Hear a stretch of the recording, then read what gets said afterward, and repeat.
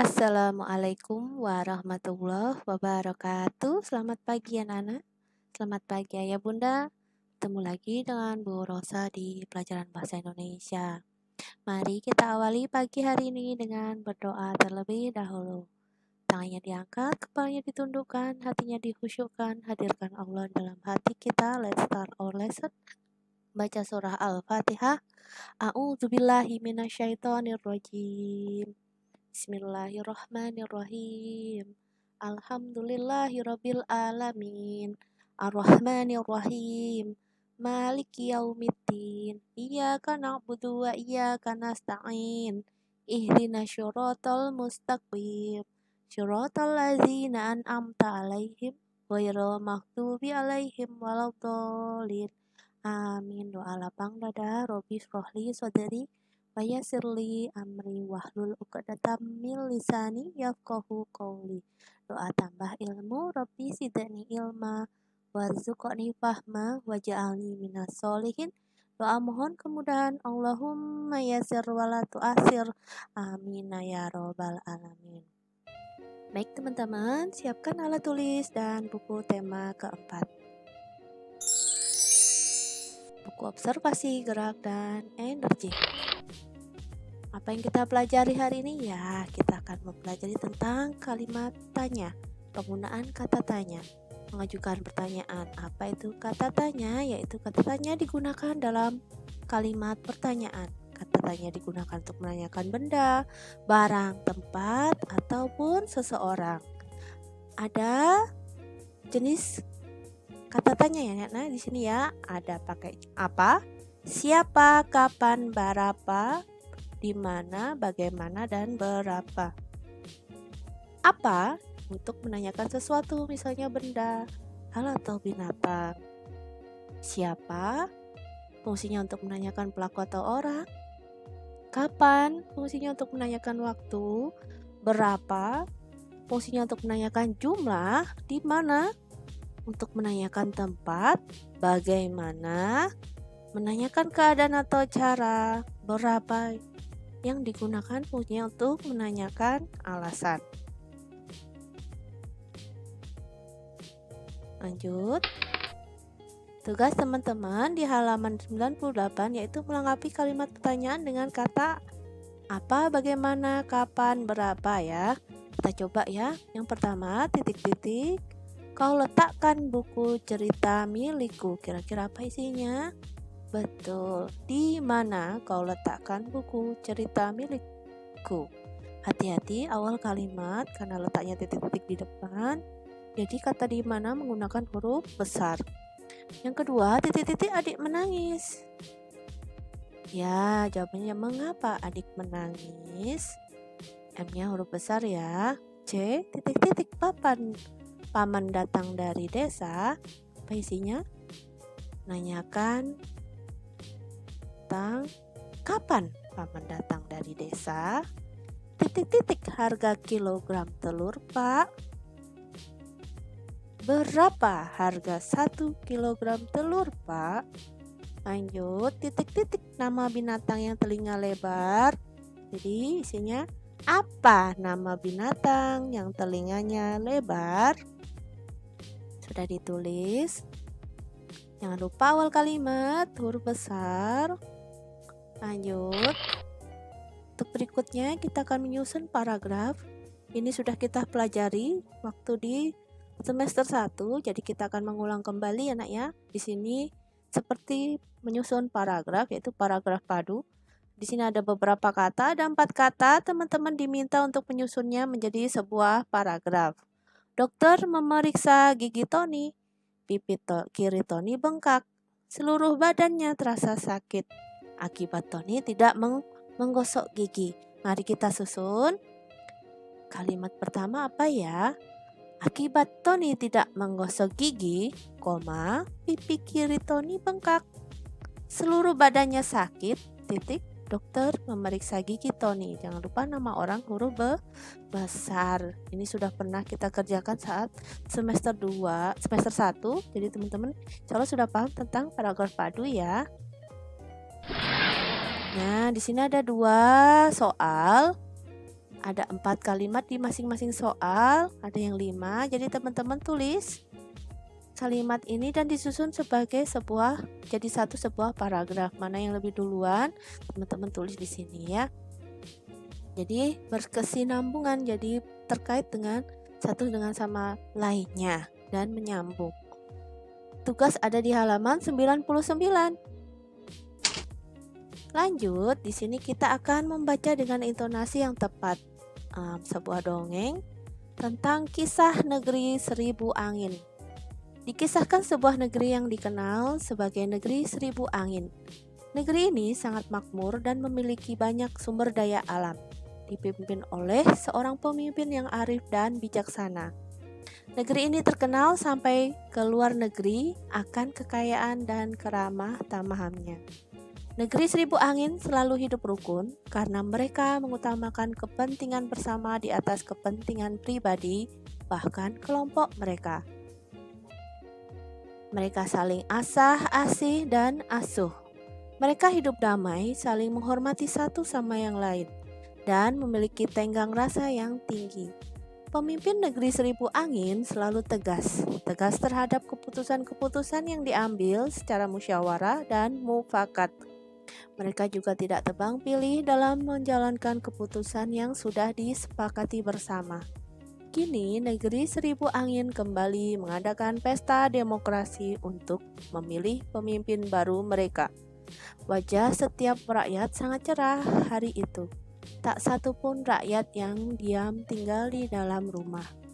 Mereka berbondong-bondong menuju lapangan yang luas untuk memberikan suara.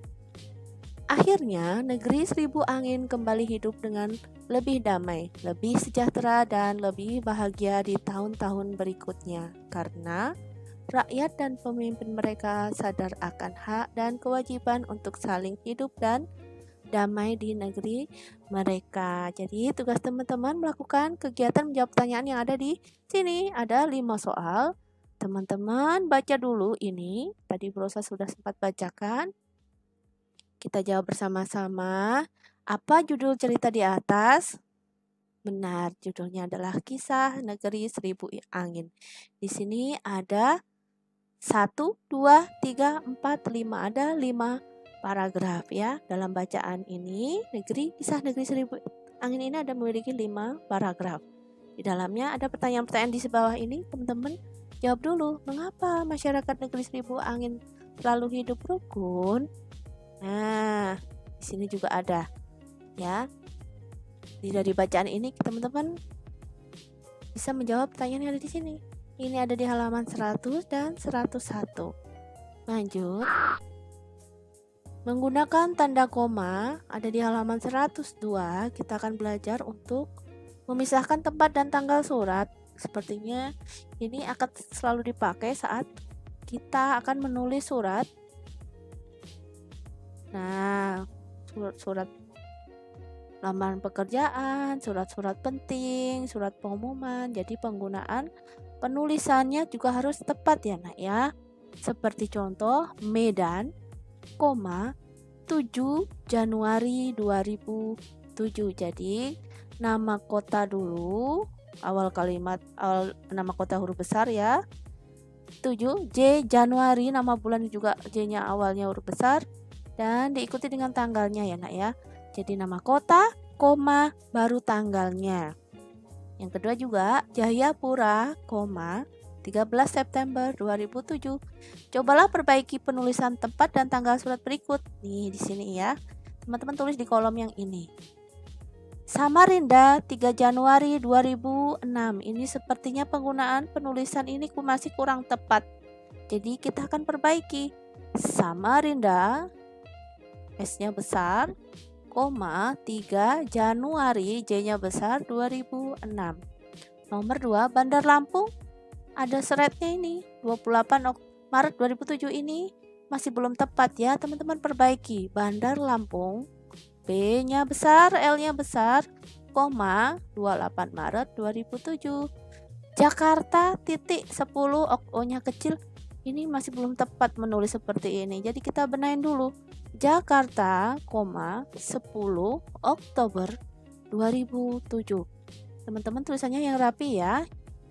Nomor 4, Padang, titik 231 Desember 2006. Kira-kira ini tepat atau tidak ya penulisan tanggal dan kota seperti ini?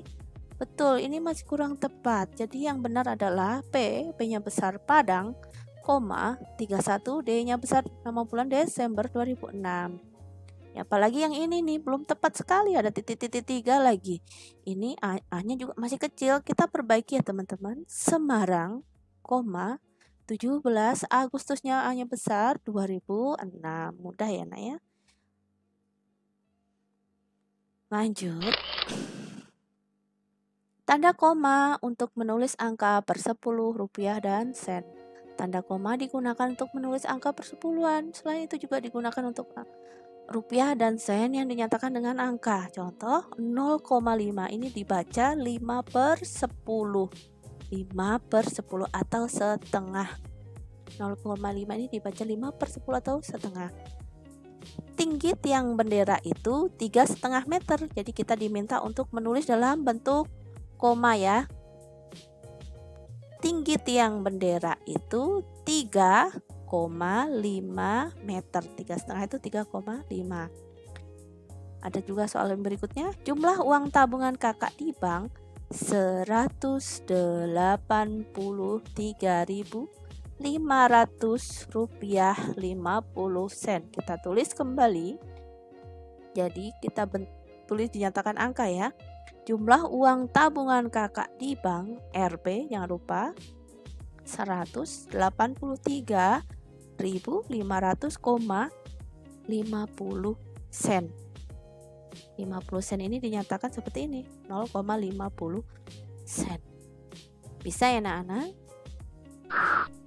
Nah, soal yang ada di halaman 103 teman-teman juga kerjakan. Ini ditulis kembali. Nah, untuk kata-kata yang dalam bentuk angka ini ditulis angka. Panjang pita merah itu 20,5 cm. Kita tulis panjang pita merah itu 20,5 menanjakan setengah sentimeter. Jangan lupa dikasih tanda titik. Nomor 2, tinggi badan dino 1 meter, 57 cm. Gimana nulisnya? Tinggi badan dino 1,57 cm.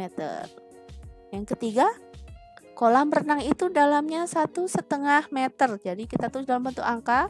Kolam renang itu dalamnya 1,5 meter nih. Tanda 1,5 meter tulisannya 1, ada koma, ada 5 meter. Jangan lupa akhir kalimat dikasih tanda titik. Awal kalimat huruf besar. Ini teman-teman kerjakan juga ya.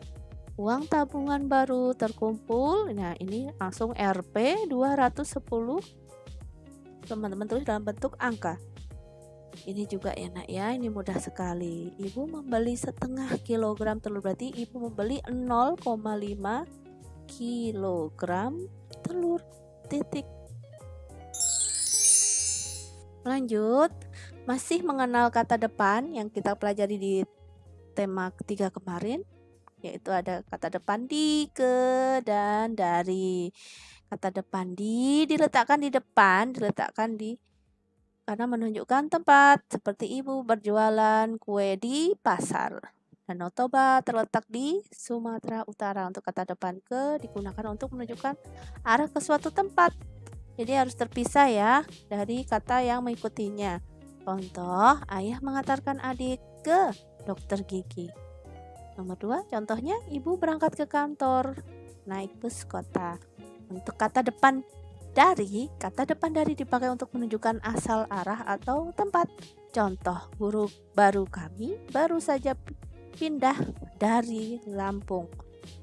Contoh kedua, paman membawakan kami buah-buahan dari kebunnya.